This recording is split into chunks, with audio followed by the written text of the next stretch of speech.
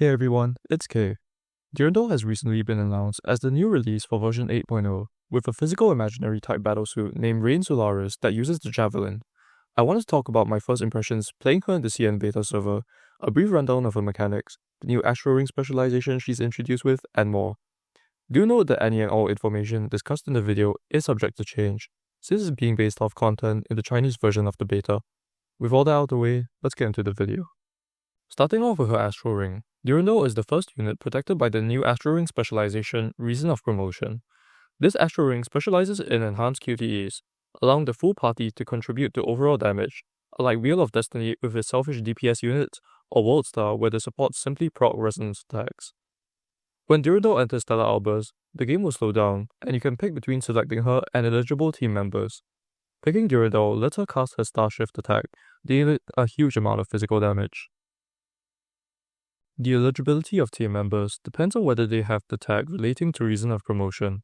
Right now, only 3 Valkyries have it: Jovial Disruption Shadow Dimmer, Lone Planetfarer, and Thousand-Faced Maestro Cameo. These units also have their own Star Shift attacks, which are cast once they first enter the field after Stellar Outburst has been triggered. You'll know if your team members have yet to cast this attack by the blue halo surrounding the switch button. Next, Durandal has 2 states she can be in during combat, Wild and Surf form. She's usually in Wild form by default, and switches to Surf form temporarily by casting a weapon skill or entering Stellar Outburst. In both forms, she can gain Dawn through basic attacks and her QTE, which is shown in the bar above her HP. Durandal's charged attack has 3 charged stages depending on how long the attack button is being held for. Dawn can be consumed to speed up her charged attack significantly. In Surf form, Durandal gains 3 skylights.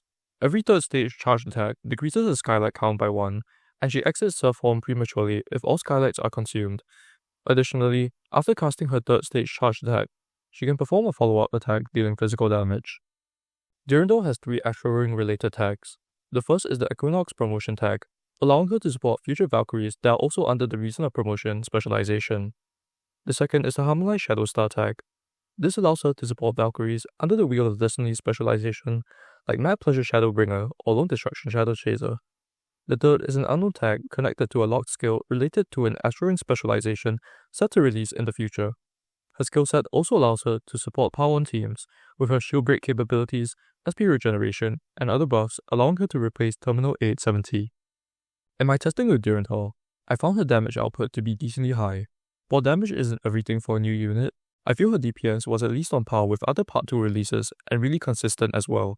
Using her during Astral Ring charging didn't make me feel like I was losing out on damage and just waiting for Stellar Outburst to come back up. One issue I found while playing her was with team building. Since Reason of Promotion teams also rely on the personal damage of the team supports, having even one Valkyrie in the team lacking the Equinox Promotion tag not only makes rotations awkward, but causes you to lose out on damage as well. This is similar to the issue Lone Planetfarer has, who needs 2 other Rite of Oblivion teammates to avoid suffering a huge damage output loss. This will obviously become less of a problem once new Valkyries that have the tag are released, but with only 3 units available right now, it makes Durandal's options rather inflexible for the moment. Another problem is with her Astral Ring intensity. Her Stellar Outburst requires 200, which is a lot more than any other Valkyries. Durandal generally wants to get into Stellar Outburst early on, so she can start charging another one sooner. Starting at 50 intensity with Dreamseeker or even Songcheer leaves you at a disadvantage when compared to using SS Serapeum, who also doesn't have anything to help Durandal with regaining intensity. I expect this problem to be solved with the game presumably introducing an Astral designed for Reason of Promotion. This shouldn't pressure you into pulling Serapeum, especially since there aren't many scenarios where you actually Stellar Outburst right away, but you might run into some issues in a few boss fights. This last thing isn't really a problem per se, but I do notice a lot of her attacks not critting.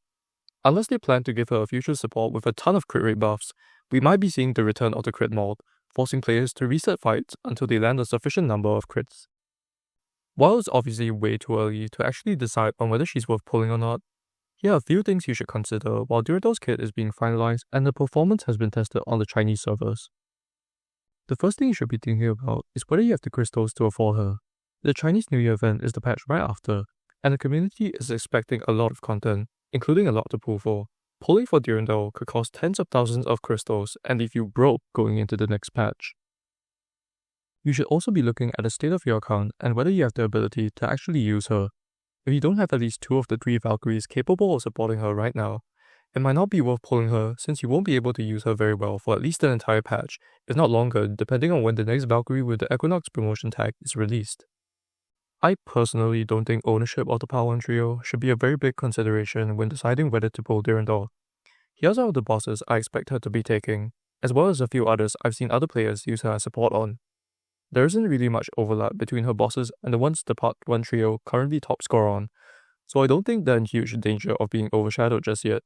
This also means the coverage isn't very similar, so having the Part 1 trio won't help very much against Durandal's bosses, especially in the higher ranks like Nirvana. Obviously, if you like Durandal, go for her, but I don't think anyone should feel forced to pull for her, especially right now when information about her capabilities is still so incomplete.